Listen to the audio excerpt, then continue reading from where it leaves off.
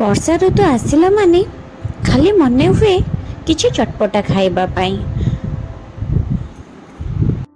ମୁଢ଼ି ଆଳୁଚପ, ମୁଢ଼ି ମିକ୍ସଚର, ମୁଢ଼ି ନଡ଼ିଆ, କେତେ କ'ଣ ସବୁ ଅଛି।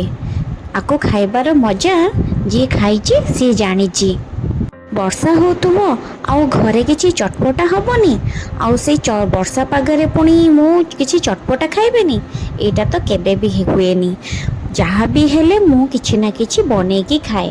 ଆଜି ସେମିତି ବନାଇଥିଲି ଆଳୁଚପକୁ ମୁଢ଼ି ପାଗ। ଚାଲନ୍ତୁ ଦେଖିବା କ'ଣ କ'ଣ ସବୁ କରିଲି।